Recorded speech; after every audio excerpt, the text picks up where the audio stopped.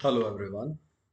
So once again we are here और आज हम डिस्कस करने जा रहे हैं about introduction. First introduction about me and my channel. आज हम पहले अपने इंट्रोडक्शंस के बारे में डिस्कस करने जा रहे हैं। This is Dheeraj Verma in front of you and I am an English language trainer. I have approx 17 years of experience of teaching English language. To have a vast experience और इसी वजह से मैं अपने एक्सपीरियंस को, अपनी नॉलेज को दूसरों तक पहुंचाना चाहता हूँ, ताकि जो लोग दूर हैं वो भी इसका फ़ायदा उठा सकें या फिर वो लैंग्वेज को सीख सकें.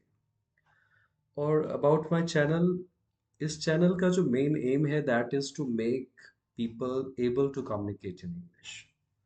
कि हम बिना टेंसेस के डर से, बिना हेजिटेशन के इंग्लिश को सीख सकें.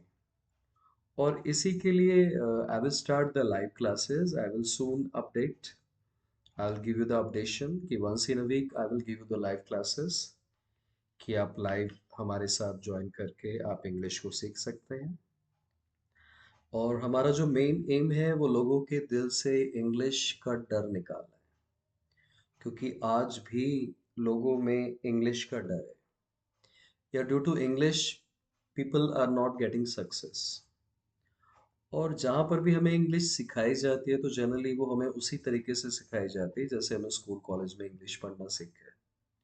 तो अगर किसी इंस्टीट्यूट्स में हमें इस तरीके से सिखाया जाता तो डेफिनेटली जब हमें स्कूल कॉलेज में वो कंसेप्ट क्लियर नहीं आए तो how we can learn in the institutes. तो फर्स्टली हम जो इंग्लिश आपको पढ़ाते हैं we teach you as a language, not as a subject. और दोनों में बहुत डिफरेंस है. आपको इसको समझना है कि जो इंग्लिश सब्जेक्ट है या स्कूल कॉलेज में जो कुछ भी हम पढ़ते हैं वो हर चीज़ एक सब्जेक्ट है.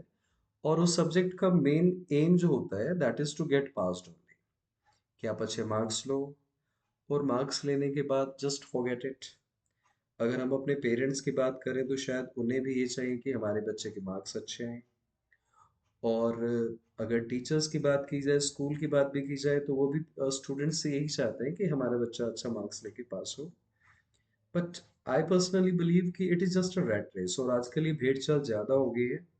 आजकल ये रैट रेस ज़्यादा हो गई है कि लोग मार्क्स के पीछे भागने लगे हैं. हर पेरेंट्स चाहते हैं कि हमारा बच्चा 90 प्लस लेकर आए, मार्क्स ले आए, चाहे उसे आता कुछ ना हो. ऐसे लोग, इंग्लिश की बात की जाए तो इंग्लिश में तो लोग कई बार रट्टे मारते हैं, and that is called cramming in English. कि लोग क्रैम करते हैं, रट्टे मारते हैं, नकल मारते हैं, और उसके बाद भी they are not able to speak English. वो मार्क्स तो ले जाते हैं, पास तो हो जाते हैं, बट अगर रियल लाइफ में जहाँ पर प्रैक्टिकली यूज करने की बात की जाए, जब आप किसी इंटरव्यू में जाते हैं तो वहां पर जब इंग्लिश बोलनी होती है तो we are not able to speak, क्योंकि इंटरव्यू में तो आप रट्टे मार के नहीं जा सकते.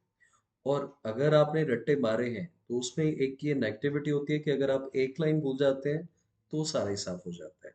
आप स्टक हो जाते हैं, अपने पॉजेज आते हैं. तो I just want to make you able to speak English confidently, ये हमारा एम है. और डेली हम इसी से रिलेटेड वोकेबलरी अपने चैनल्स पे देते हैं. And once in a week we will give you the classes. हम आपको लाइव क्लासेस देंगे. If you are interested, please give me in the comments. We will fix the date और the day और the timing कि every week, once in a week हम एक classes, hope so it will be on weekend like Saturday, कि हम अपने free time में classes आपको कुछ टाइम के लिए दें.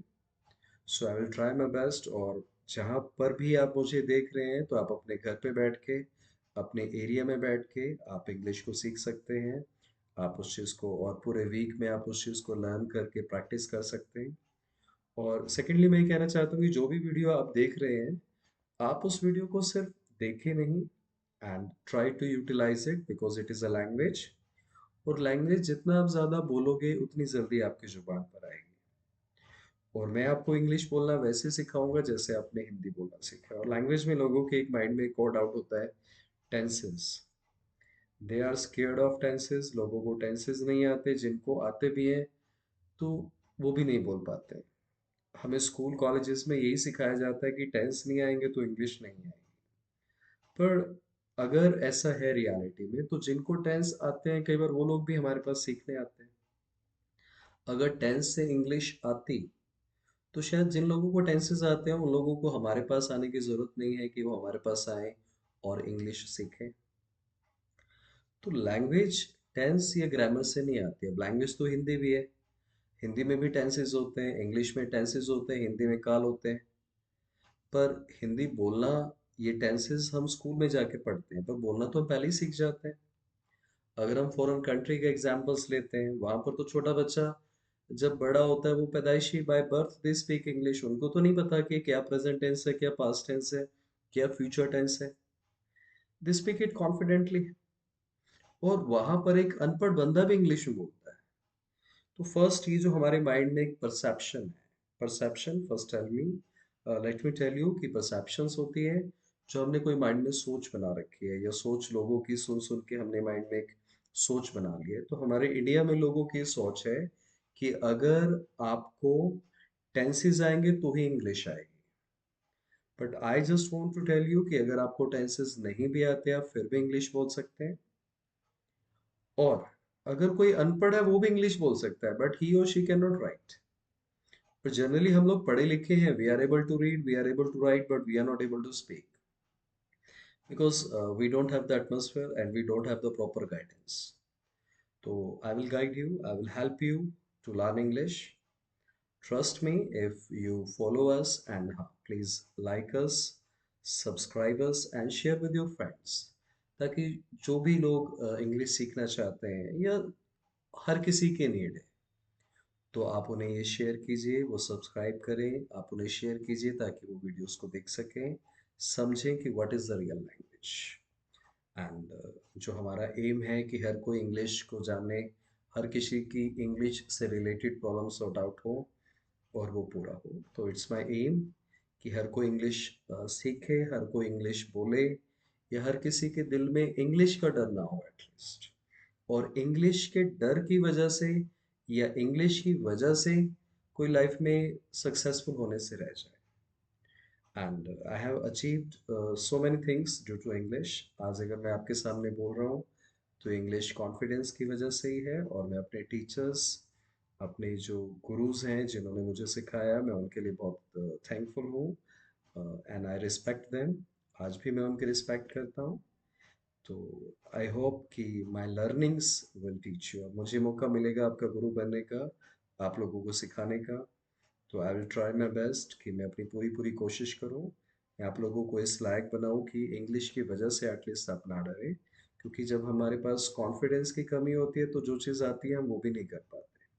तो I make you confidence, and thank you for the listening. I hope you understood what I mean to say. Thanks a lot.